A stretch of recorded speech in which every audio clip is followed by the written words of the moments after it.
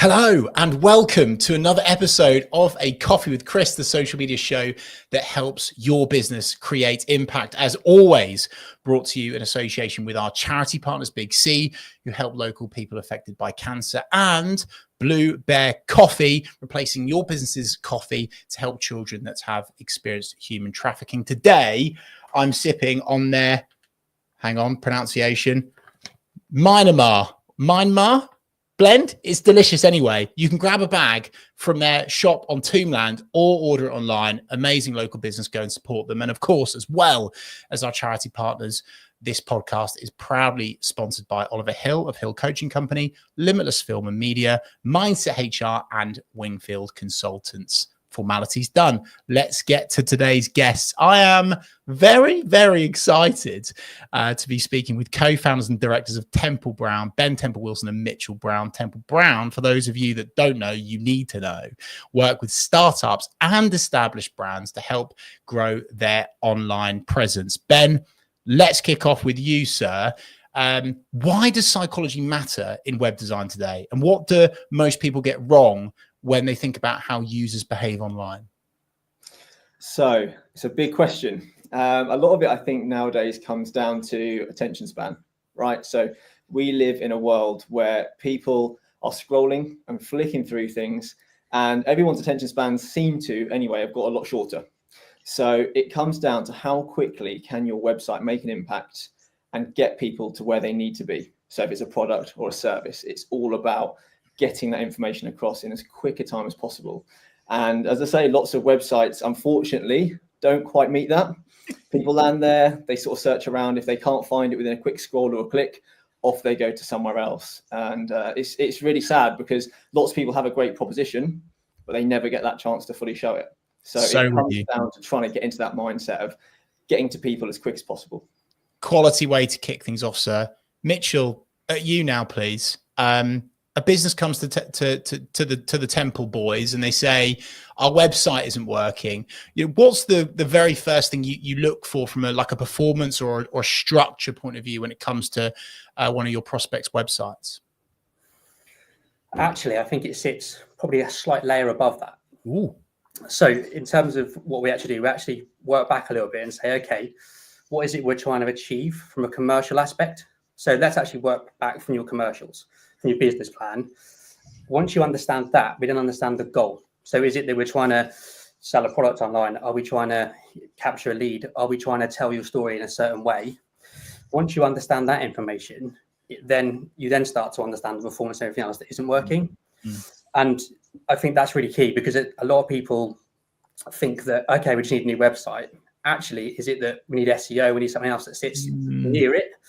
And I think the best way you can do that is work back from the commercials, understand the budget, because then actually you can add the most value. And I think that's what we've done really well, actually, where especially with people, they're in an upcoming business, there may be a startup or both sides of it, really. They're either in a startup or the much bigger end of the scale. Where do we need to apply that budget now to add the value and where do we need to come back to? So actually, where is the problem and how do we solve it with clarity? Love that, Mitchell. And actually, that's really refreshing to hear, right? Because surely there's almost like a business saving opportunity rather than, let's just scrap it and start again. It might just be a case of, applying some really good technical SEO or some PPC or UX, etc. Is that accurate, Mitchell? Yeah, I think a lot of people find it easy to go in there and go, okay, the client says they need a new website. It's a great sales opportunity. We're going to sell on a website. Rather than understanding the 360 view and understanding that journey from start to finish. Where is it trying to go and what we're trying to achieve? Does it need to link in with a CRM? Does it need to do a calendar invite, that kind of stuff, and actually making that work properly? But also, how do you do that in the fewest steps possible? So, for example, how do you map a business plan to a sitemap and transfer that over really clearly? So we know that we're going after these services. We know that's part of our business plan. Right, we need to make sure that within getting down a page, very small amount, just over the fold, there's an option, call of action to get you straight there. And I think just to answer your question, actually, from an internal perspective and how we kind of approach that is we have something called the roundtable approach internally. So once we've understood that brief, we've understand that discovery phase we've gone into, the whole team sits around the table with us And I think what's really important at the moment is there's no hierarchy. So, and what I mean by that is that sometimes I will throw curveballs in so they do challenge us, because actually about the best ideas winning, it's not about me saying what's right or wrong. It's about how do we elevate that, and how do we then go away and own that piece of the pie. And what we've found is to grow our business, that's been really key, because even if you're not part of the website project, you might work in a different department of our business. If you have the input, you understand that full 360 journey, but also everybody feels really empowered to actually go away with their ownership part of it, and they want to deliver it. And that's what's been so key for us. So yes, that's our approach initially. But then once you get over that, then you need to get into the performance, all the metrics and stuff. But that they have to work together to make that work efficiently and properly, and actually to get your story and your brand out there. Love that, Mitchell. Speaking together, chaps, I want to ask you something, Ben, actually, around how do you get these two elements of a website together, the creativity side of things and the conversion side of things? And like, where does the psychology kind of sit within that kind of process, if you like? Because I think often I find, certainly my own experiences, when I go online and look at businesses' websites, it's either super sexy with barely anything on it, or it doesn't really align with what I'm seeing on their social in terms of their messaging, or it's got every single little possible wedged in word for obviously ranking purposes, but it looks really ugly. So how does Temple Brown get that balance right? Yeah, I think you hit the nail on the head with the fact that often it falls into one of those two sides. And therefore it doesn't hit the mark overall. So we come across lots of websites that look great, but there's not enough text on the page, for example, or they've gone the other way. They've stuffed all the keywords in there, but then from a use perspective, it's really clunky to use. It's about finding ways of being quite clever, with that approach. So we have technical stuff that we will go through and make sure that that maps to all the things that a search engine will be looking for, but also making sure that things have enough space around them. And often it is just around allowing space around text and images, so it still feels like there's a clear, the eye knows where to look. And that's a really key thing for us, making sure that although it's design, it's still user centric. So that's the really key thing. But within that, we know the technical side of things and where that journey needs to take you down the page. So, what's the hierarchy got to be on that page? Where do the clicks need to be to get you to that next step? So it's about bringing those two things together, but that's where the collaboration comes in. So the fact that we've got people sort of multidisciplined that can sit there and can say, actually, I think from a use perspective, we need this. But then, we've got the people in the team that focus on the SEO side. We're able to cover both bases. And that's really key. You have to have both sides sort of talking to each other to make sure it's engaging, but also people are going to find you in the first place. I was just going to say, actually, to your point around alignment, I think that's really key. If you're on social media, for example, and you click a link, whatever you're posting on there needs to feel exactly what it would get over this other side. Otherwise, you're not going to have credibility and trust, right? So some of the work we do with clients, we're doing a project at the moment, is that if you're going to have a stroke on a box, you're going to have a gradient, you're going to have certain typeface, it needs to be on your brochure, it needs to be on your business card, it needs to be on your website. Yes.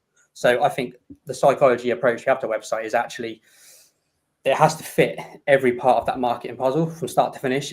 And, from one end over here where you've got your CRM all the way over to the business card that you hand out, and you feel when you're handing that out, you believe in what you're handing, because only people I've seen, oh, don't look at my business card, that sort of stuff. It starts there and it ends here, right?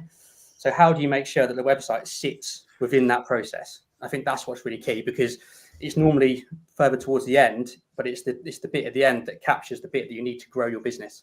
I'm so pleased you brought that up, Mitchell, because I'd be a multi-millionaire if I had a pound for every single time someone had essentially gone, right, Chris, we need social media. Let's get going. Yeah. And then I'm looking at what I'm directing traffic to, and it's, to be honest with you, a complete car crash. And I'm like, this isn't going to convert, guys. So I'm really happy to hear the right answer from you chaps on that. I just want to go back to text specifically. I'm not sure which one of you boys will take this question, but I would like you to answer it, please. What's the kind of the basic wisdom or insight around words on web pages, because I listen to sales advice and that, well, you don't want to give too much, you want to entice them to pick up the phone, to email, but then we're listening to SEO geeks that are like, wedging those words, making sure you're getting everything in there. So is there something that you could advise a startup, a small business, or any business, quite frankly, if they're wanting to improve their website?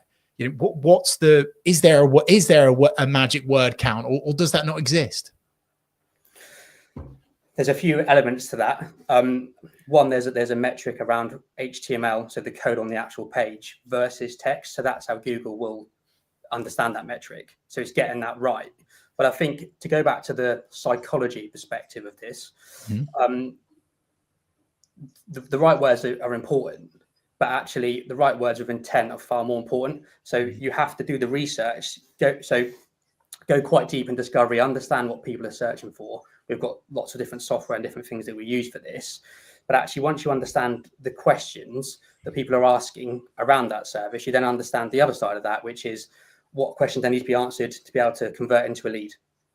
And once you understand that, you can then map out the journey of that page about how it answers questions around who you are, what you do, how you do it, your point of difference. Once you get that in line with a design that aligns across the whole thing, you then get to a position where they will want to fill out a form, or get in touch, or call, or live chat, whatever that might be, or go into your CRM as a lead, right? So it's understanding all the blocks and getting the foundation right across all of it. I think it's really key as well, just with regards to what we often find when we're going through a project, and that's why that discovery phase is so important, because we talked about getting the branding consistent, everything like that, but actually we talked before about that sitemap, and often we'll find that people end up with these pages where, as a user, you don't know what the page is about, what's the intent on that page. But actually a search engine, therefore, is really going to struggle as well. So it's about making sure that, if you are a business that has 4 or 5 services, having individual landing pages for them is absolutely key, with enough text and case studies and building that process out. Because otherwise, if you land on that as just a general user and you're thinking, well, what is the main service? What are these services? Well, the search engine is going to find it even tougher, and you won't rank for it. So that's a real key point to sort of that process and how we map things out. That's a cracking bit of wisdom, actually, Ben. It's something that we believe in at 𝗖𝗵 Social Media is constantly and consistently speeding up the process between prospect and customer.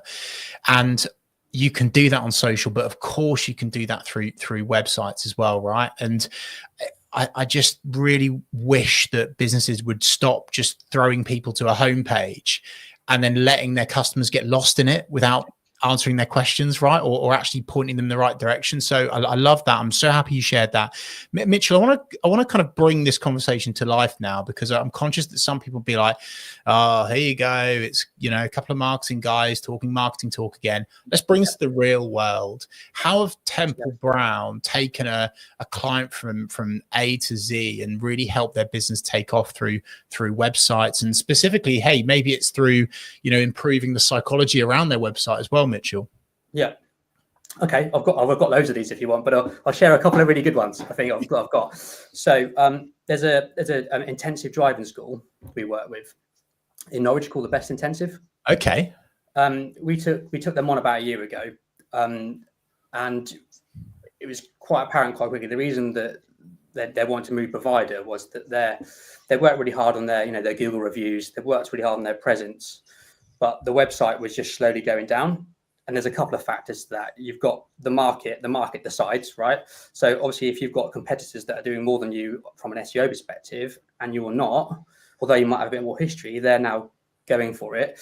Chances are you are naturally going to drop down. Mm-hmm. So we understood a few parts of this. There was an SEO element to it, but there was also, when you go through that journey on the website to book an intensive driving school, essentially, I think it was around 5 or 6 steps. So you would literally, you hit the homepage, you have to scroll quite far down. There was a misalignment around colors, use different oranges in their logo, for example.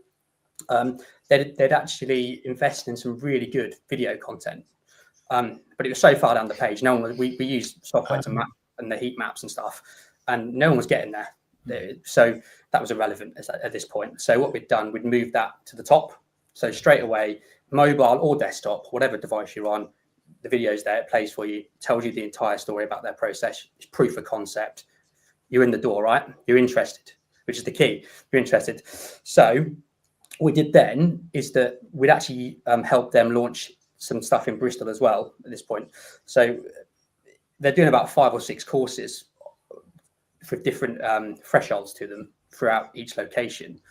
So to get that right, you'd need to do something technically in terms of a toggle button or something, because if you didn't, you'd end up having to scroll so far down, especially on a mobile phone with one column, right? That it would just be mush, essentially, right? So it's just, it's like being on TikTok, right? You just be scrolling forever. And so how do we do that? Well, we basically brought in a toggle button. So you go Norwich or Bristol, and you've got 4 options. You choose, right? So before, you'd have to go to you click the course you wanted, you then go to a location page, have to select the location, then you'd be sent to another page with to fill a massive form out, then it would go in a basket, and it would go to checkout, right? So quite quickly, right, in terms of, a journey, people, most of their clients are going to be students, right? They're not going to want to get to that point. So how do we do that? So we sat down with them, went through their market actually, and understood, actually, we benchmarked them against Chilled, 5-day. What are they offering that's different to what they're offering? And how do we compete with that? And what's possible then to compete with in terms of their overheads and costs, right? So again, we're matching the commercials of what's possible for them. Sat down, there's some great stuff that you ironed out, which you can probably go into actually around that. But at that point, we're able to actually completely redo their offering in terms of the pricing. Yeah. So at this point now, you hit the landing page, you select the location, you're still on the same page as the toggle button. There's 4 options, made it really clear and with much clarity around what they are and what they can do. Press the button, you go to a form, the checkout's built in there, off you go. So gone from 6 to 3 straight away, halved it. Brilliant. So massive. And also we just completely redeveloped all the structure of the pages, because it's really key that actually you need to see that video, you need to understand what their point of difference is. And in the third option, you're at that point of view where you can go, where am I? What do I need to do? What's going to solve my problem? Straight in, sorted. So their SEO's gone up, and so is their orders now. Actually, I think they're about. Well, they used to average about sort of 5 to 6 orders a week. They're now kind of consistently hitting above 20 orders a week. Yeah. Wow, brilliant. A range of courses as well. So some of them are 10 hours, but majority of them are 20, 25 and 30 hour kind of orders as well. So a lot of it was actually working out with them as well. What's the information we have to capture at this stage in the form? Because before, you get to the form and there was 20 different fields.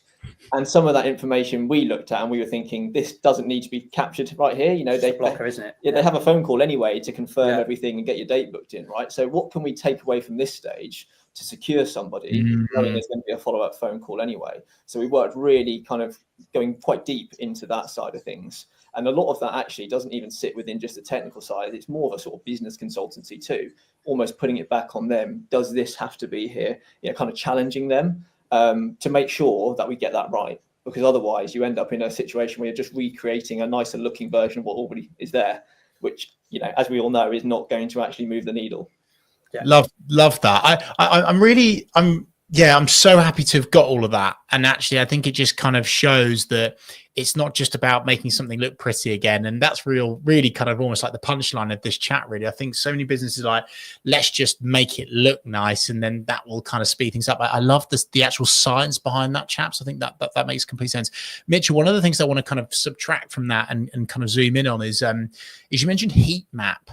I want to ask you about that, because people in your world, they're like, well, that's just sort of standard stuff maybe. But for a business owner or a marketing manager, they're like, well, that sounds interesting. It no longer needs to be finger in the air guesswork of, well, I reckon they're probably going on that page, right? You can actually heat map where they're clicking on their website, right? Yeah. It's unreal, actually, some of the stats you can actually pull out of that in some areas. And quickly, what I think it actually identifies is where people are just brushing over. So you get to see where people are clicking, right? Yes. So you can see that they've took some time to go there and they've slowly clicked through it. The ones that have no value are just getting swiped through, right? The page is going past it. So actually, strangely, it's about the stuff that's not being clicked on, because you go, right, okay, Does it need to be removed? Does it need to be, is the tone of voice wrong? Is there just not a call to action button there? Yes. Is the image not aligned with the text properly? Right. So it's quite quickly. And what we do is we work through that. We have project management systems that we work with internally of our team. We sit around and go, actually, okay, right, what needs to be done there? When did we make that change? We're going to give it some time. We're going to come back to it. What's changed, right? So it's always an ongoing piece of work to get that right. And I think understanding that behavior, I think what's really good, because we've done so many of these projects now, we can kick the project off straight away with our clients and hit the ground running, because we've gone through this process so many times with our team. Great. Good to hear that you're doing things properly. Ben, I want to come to you now on actually well, actually, I'm sure both of you will be buzzing to share these, the mistakes to avoid, the red flags, the kind of warning signs. When a client comes to you and says, well, you know, maybe our site isn't kind of emotionally connecting, if you like, there seems to be kind of like some psychology missing here. What are the things that people should stop doing immediately when it comes to their websites? So I think, just following on from what Mitchell was just saying there, it's take out the guesswork. Yeah. So stop making assumptions. You know, that's the key. A lot of people will look at their website. You know, they might have someone internally managing it. They might have an agency they work with, and they're kind of going, oh, well, it's not where we need it to be. We're not getting the orders coming through, or, you know, this page never gets any traffic. And they're kind of guessing why that might be, you know, so they end up investing in time and money to try and make changes which aren't mapped against anything. So it comes back to that being led by the data, you know. And I think one thing that we've started to really live by is you don't have a marketing problem, you have a clarity problem. So if you haven't got that clarity around what's the problem, so you know how to fix it, then, as I say, you're kind of just taking a stab in the dark. And that's what we've worked really hard to do by having the right software, the right people in our team to get to that problem, that root cause, so that, again, we're not just kind of guessing at things. We're not just making things look nice. We're actually going, okay, design is important, but it needs to translate into an action. The interesting thing, actually, just to go back to your question, is actually that we both sat in a few meetings with people, and we said to people, okay, your website's not working. Have you actually been through that journey yourself? Have you gone into your own website and gone, I am a prospect, I am my number one customer, I want to capture their imagination? Have you gone through that journey? And most people go, well, yeah, we did. When we built it, we did. They haven't kind of gone, right, I'm going to put myself in my client's shoes and do it.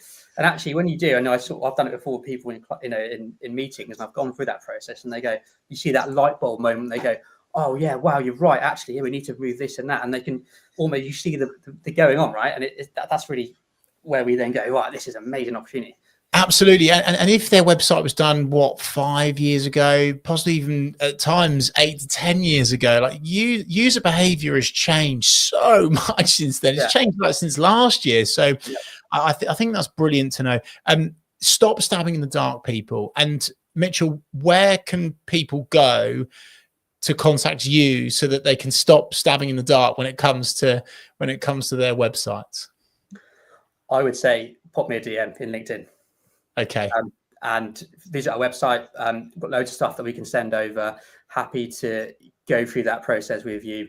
I think it's been really clear, probably in this conversation, that our discovery process and how deep we actually go into that and understand it is phenomenal. Like, just the way we've actually put our framework together with our team and everything else just completely flows through. There'll be absolute light bulb moments for you, and that's just part of our discovery process. As we get to know you, there's value before we start the project. I think that's really key. So pop me a message and let's get talking. That is absolutely amazing. Thank you so much, both of you, for sharing your time, knowledge, and wisdom today. And hey, that was just really just like the iceberg of chat. And I'm sure we'll do a round two at some stage. You've really enlightened me today, and actually really kind of made me think about some areas of our own website that we can improve. And I'm sure that our growing community feel the same. Thank you, gents. Appreciate you coming on. Yeah, thanks for having us. Thank you very much. Really appreciate it. And thank you so much to everyone that's watching live, watching back, listening back. If you've enjoyed this conversation, then please do give us a 5-star review on Spotify, on iTunes, a thumbs up on YouTube, or hey, if you've got any questions, let's be cheeky, get them into the lads from Temple Brown in the comment section on social media. I'm sure they would be so kind to answer them for you and steer you in the right direction when it comes to your website psychology and, critically, conversion. Thank you once again for tuning in to A Coffee with Chris, and we'll see you this time next week for another episode.